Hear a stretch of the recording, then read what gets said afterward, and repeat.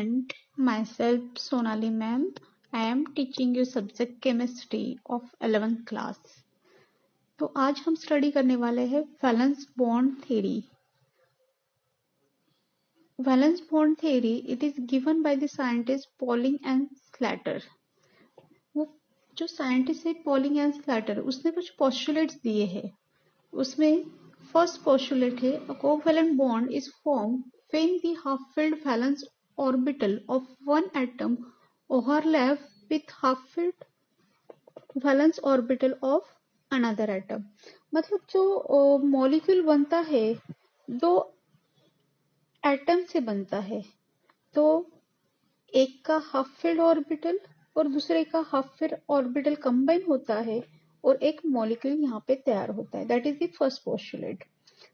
Second postulate, the electrons in half-filled valence orbital must have opposite spin.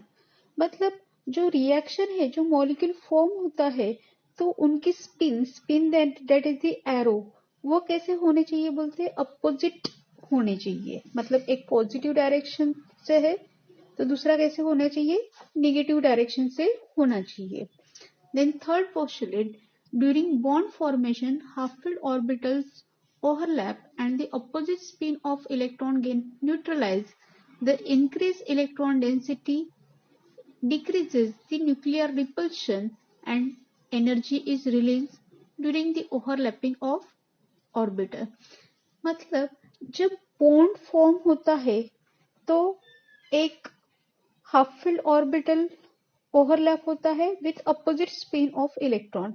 वो दोनों क्या हो जाते हैं, उसकी स्पिन न्यूट्रलाइज हो जाती है. न्यूट्रलाइज होने के कारण उनकी इलेक्ट्रॉन डेंसिटी जो है वो क्या होती है डिक्रीज होती है.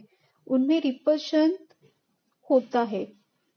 वो रिपल्शन भी कैसे होता है डिक्रीज होता है. हेंस वहां पे जब बॉन्ड फॉर्मेशन होता है तो वहां पे क्या होता है कि एनर्जी क्या होती है रिलीज होती है. That is the third postulate. Then fourth postulate, greater the extent of overlap, stronger is the bond form.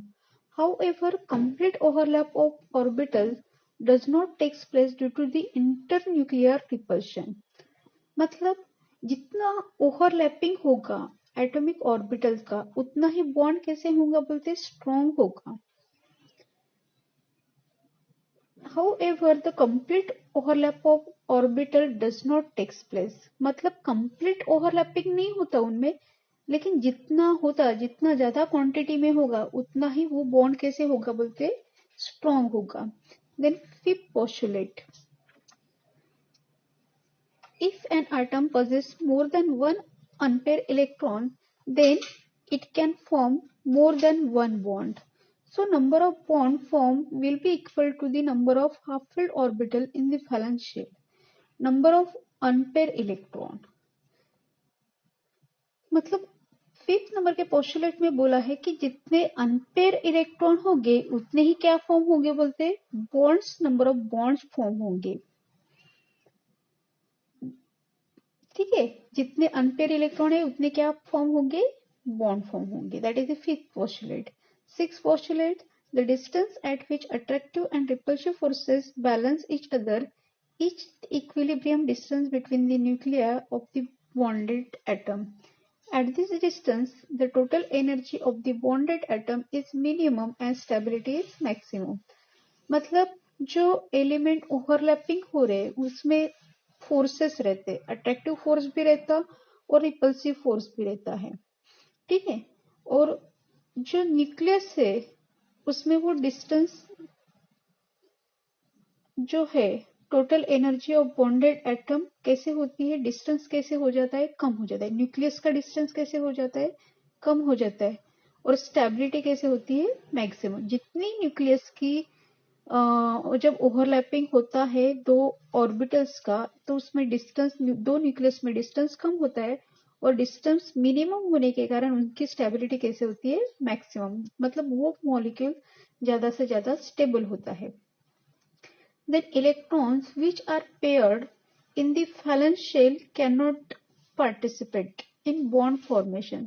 However, in an atom, if there are one or more vacant orbital present in this electron can unpair and participate in bond formation provided the energy of the filled and vacant orbitals differ slightly from each other.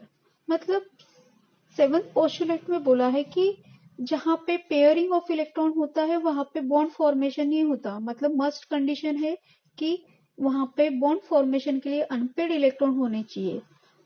जितने unpaired electron होंगे उतने ही वहां पे bond form होंगे। और वो unpaired electron it can shift from one orbital to another orbital, मतलब जो ऑर्बिटल है उसमें वो स्लाइटली शिफ्ट कर सकते हैं। Then last postulate, during bond formation the orbital which is spherical can overlap in any direction. P orbital can overlap in xyz direction. Similarly, D and F orbital are oriented in such a direction in space and overlap only in this direction. Thus, the covalent bond is directional in nature. मतलब जब overlapping of atomic orbital होता है तो वहां पे bond form होता है। Bond form होते समय एस ऑर्बिटल है उसका शेप कैसे बोलते हैं, स्पेरिकल है। पी ऑर्बिटल जो है वो तीन डायरेक्शन में मूवमेंट परफॉर्म कर सकता है, एक है एक्स एक्सिस, दूसरा है वाई एक्सिस, तीसरा है Z axis. D and F orbital वो भी स्पेस में ओरिएंट होते हैं, मतलब ये तीनों हिसाब से एस पी डी एफ जो है ये ऑर्बिटल कैसे है, डायरेक्शनल इन नेचर है।